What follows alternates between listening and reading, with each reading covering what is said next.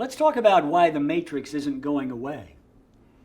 The matrix organization is not new, but today's matrix has changed. Today we think of it more as the collaborative organization.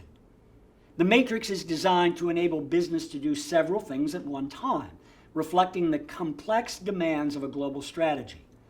A matrix organization brings different voices for value to the leadership table. One voice is the global product or brand that drives value through scale, with global positioning and messaging around a product or a brand. Apple, PepsiCo, BMW manage very strong global brands. Another voice in the matrix, though, is the region or the country, which drives value by calling attention to the local needs to make sure the offering is relevant in the local market. Companies like PepsiCo allow countries to make changes in some of their products to make certain they fit local tastes. John Deere & Company listens to major customers in its regional markets to be certain that global product platforms meet the needs of farmers in India as well as North America. A third voice in the matrix is corporate functions like finance, information technology, supply chain. These functions create more efficiency by driving commonality in standards and processes. PepsiCo has a very strong R&D and information technology group that focus the company on fewer, bigger investments with higher returns on those investments. So tension in the matrix is common, but the challenge of the matrix is not to eliminate the tension, but to make it work for the overall company, for its owners, for its customers. Here's the key to working with that tension.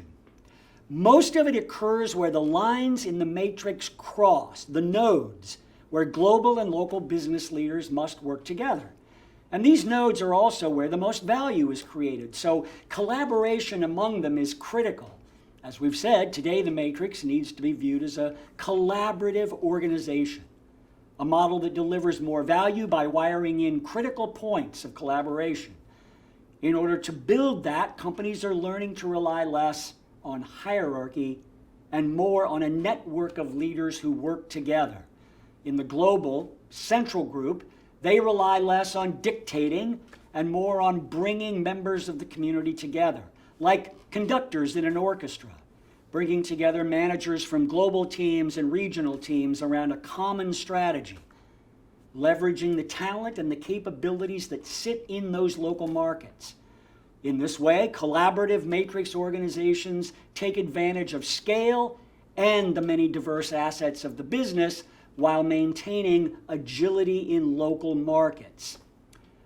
Companies must learn to make today's matrix work. It's not easy, but the payoff is high. In a given industry, sector, same competitors, the collaborative organization's success will occur to those who build these kinds of models. While it can be a challenge, the benefits are very real. This organization is not going away. We need to teach our leaders how to make it successful.